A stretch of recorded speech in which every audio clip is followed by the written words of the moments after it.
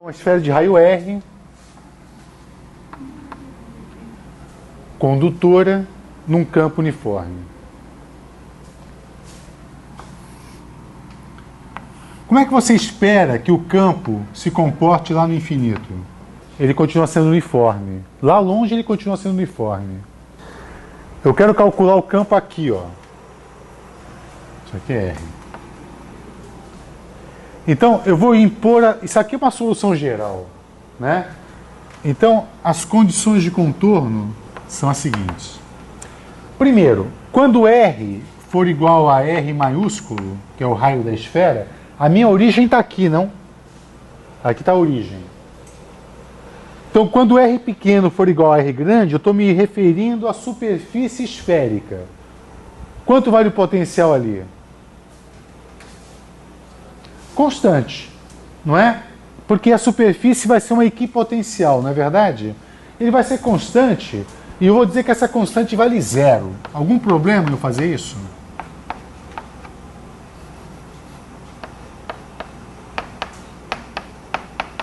Posso chamar de zero? Não é uma questão de redefinir onde é que está a minha referência? Antes eu colocava no infinito o meu zero, agora eu resolvi colocar na superfície. Tudo bem. E quando R vai a infinito, como é que se comporta o potencial?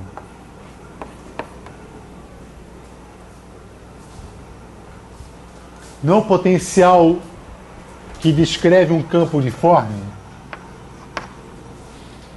Não é isso? O potencial que descreve um campo uniforme é um potencial que cresce ou decresce linearmente. Então ele tem uma cara assim, ele é um V0, E0, Z. Vou chamar de um E0Z. Negativo, por quê? Porque o campo é o gradiente desse cara, não é isso? Menos o gradiente dele. Tá? Então tem aquele menos. E ainda eu vou colocar aqui uma constante C. Por quê? Por que eu tenho que colocar uma constante C ali? Porque o zero eu defini como sendo a superfície. Então lá no infinito, o potencial não é nulo. Ele vale um C qualquer lá. Entendeu? Então no infinito eu tenho que ter um potencial assim. Quanto é que dá o gradiente disso? Menos o gradiente disso. Dá um E0 na direção Z. Correto? Como mostra o desenho. Aliás, Z não é R cosseno de θ? Correto? Isso aqui é R, isso aqui é θ. Ó. Então essa projeção R cosseno θ é exatamente igual ao Z. Se você quiser, isso aqui pode ser escrito como sendo menos E0 R cosseno de θ. Mais uma constante. Tudo bem? Essa aqui é a solução geral. Vem cá. Será que eu posso cancelar ou A0 ou B0 agora ou não? O B não pode. Lá no infinito eu tenho o campo agora. Isso. Então, eu tinha entendido o A não é zero. O B também. O B não há problema nenhum em termos de divergência com o B. Então os dois termos vão estar presentes agora. Lá longe, esse cara aqui morre, sobra esse cara aqui. Inclusive lá longe, o campo tem que dar essa cara aqui, né? Então, isso aqui é a solução geral. Eu vou aplicar este contorno na solução geral. Tá? Então, aplicando o contorno, vou chamar isso aqui de contorno 1 e contorno 2. Estou aplicando a condição 1 na solução geral. Então, a condição 1 significa, na superfície da esfera o potencial é nulo. Então, quando eu colocar aqui Rzinho igual a R maiúsculo, essa soma toda tem que dar zero. Então, esse pré-fator vai ser igual a zero para todos os L's. Isso vai me criar uma relação entre A e B. pela independência linear desse cara aqui, os PL são linearmente independentes. Para anular aquela soma, só se cada pré-fator for nulo. Então, isso aqui vai me dizer que AL, R elevado a L, mais BL, R elevado a L mais 1, isso tem que ser igual a zero. Concordam? Se isso é verdade, então eu vou ter daqui que o BL, eu posso isolar o BL, vai me dar um AL vezes R elevado a 2L mais 1.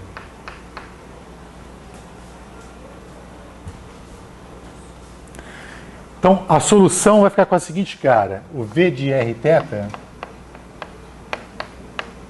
V de R θ igual a... Se eu substituir o BL por aquele fator, vai ficar assim, uma soma de L igual a zero até infinito de um AL que multiplica R elevado a L menos 1 sobre R elevado... Aqui ficou R 2L mais 1, L mais 1.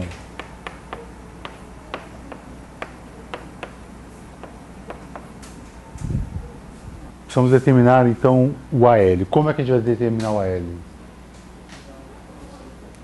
Usar outra condição de contorno. Talvez nem precisamos quer dizer, no fundo a gente vai usar a ortogonalidade, mas de uma forma muito mais simples. Olha só.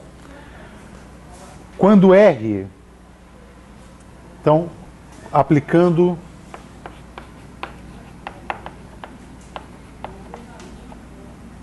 a condição 2. Quando R vai para infinito,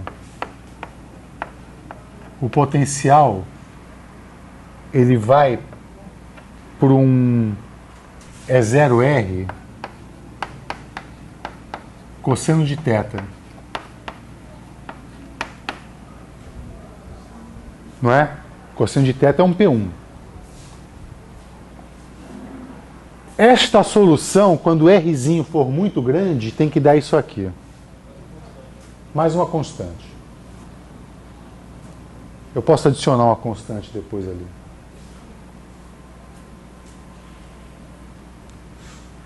Isso significa que de todos os L's que tem aqui, os infinitos L's que tem aqui, o único que vai servir vai ser o L igual a 1. Não é? Aqui eu tenho cosseno de θ, cosseno quadrado, cosseno elevado a n, vários termos. Mas para que eu tenha este comportamento aqui, só se eu tiver apenas um L. Com isso eu determino quem é o A1.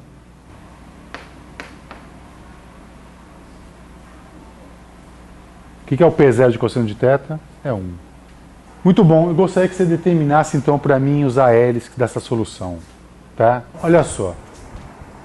A determinação dessa constante C que aparece aqui, né, é a seguinte. O plano que passa aqui no equador da esfera, aqui é o eixo Z, isso aqui é o equador, ela é uma equipotencial. As linhas de campo passam por esse plano sempre perpendicular a ele. É uma equipotencial cujo valor nesses pontos aqui são iguais a zero, porque a gente tinha estipulado isso. E se ela é uma equipotencial, então C também vale zero. Né? Então, C vale zero. Tá? Então, C vale zero, então a gente quer que o potencial se comporte apenas com essa forma aqui. Ó. Com isso, a gente determina o A1. Ele só vai ter um termo aqui. Desses infinitos termos, apenas sobrevive o termo A1, que vai dar o P1 de cosseno de θ. E quanto é que vale o A1? Menos é zero? Menos é zero. E o potencial, portanto, ou se não, você aplica de novo a ortogonalidade. Você multiplica os dois lados por um PL', integra, e você vai perceber que aqui vai surgir um delta de LL', e o único termo que sobrevive aqui é o P1. É o A1. Então, o A1 igual a E0, então V de Rθ deve ser igual a menos E0 R cosseno de θ mais, quando você fizer L igual a aqui vai ficar um R ao cubo sobre um R ao quadrado cosseno de θ. É zero, né? É zero. Alguém aí reconhece o formato desses potenciais aí, desses dois termos? Um é o potencial que gera um campo uniforme, não é isso? Esse aqui é um campo uniforme. E o outro? Dipolo. É o potencial de um dipolo elétrico. Está dizendo ali que o potencial em todo espaço externo à esfera é uma superposição de um potencial de um campo que gera um campo uniforme mais um potencial de um dipolo. Agora, de fato, esse cara aqui, ele teve as cargas induzidas e formou um dipolo elétrico. Aqui tenho cargas positivas, por exemplo, e aqui eu tenho cargas negativas. Aliás, a gente pode comprovar isso. A pergunta seguinte seria a seguinte pergunta: qual a distribuição de cargas induzidas na esfera? Então, pergunta.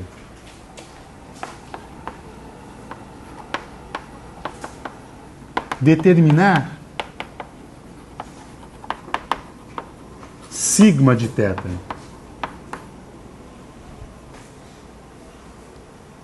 Entendeu? Qual é a carga induzida na esfera? Eu quero determinar isso. Lembra das condições de contorno? É assim que a gente vai determinar. Como é que eu implico as condições de contorno na superfície, para o campo elétrico, eu digo? A diferença do campo fora e dentro vem devido a uma distribuição de carga na superfície, lembra disso? Dividido por ε0. Então, eu determino assim: E fora menos E dentro,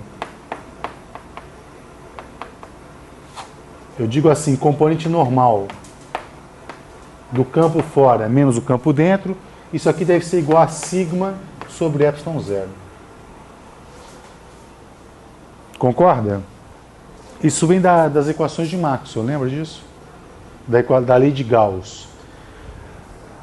Então aqui eu vou escrever o seguinte: o campo fora é a derivada do potencial, eu digo assim, a componente normal do campo fora, é a derivada do potencial com respeito a R, com sinal negativo. Então menos dV fora dr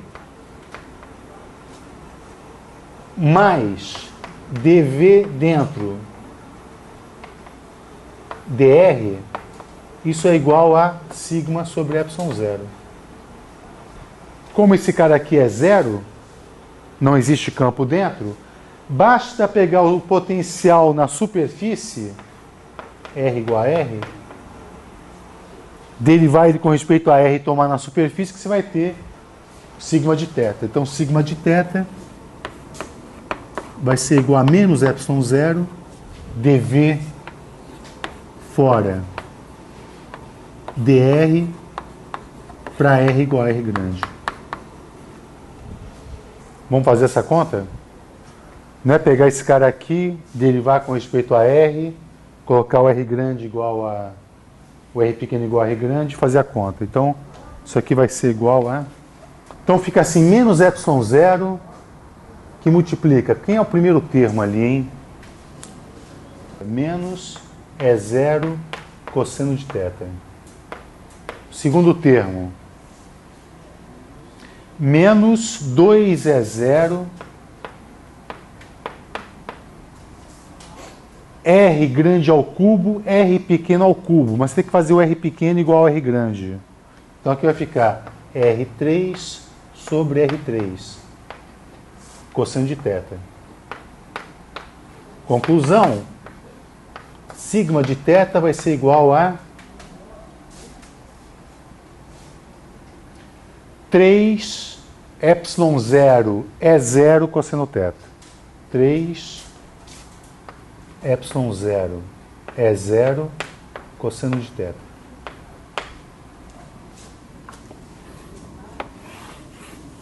Então, isso aí é a densidade de cargas induzidas na esfera. Então, olha aqui, o ângulo θ, zero aqui, ele vai aumentando aqui, correto? Então, de fato, aqui eu tenho uma concentração de cargas positivas e aqui atrás uma concentração de cargas negativas. E no equador, não tem carga, zero. É um dipolo, de fato é um dipolo.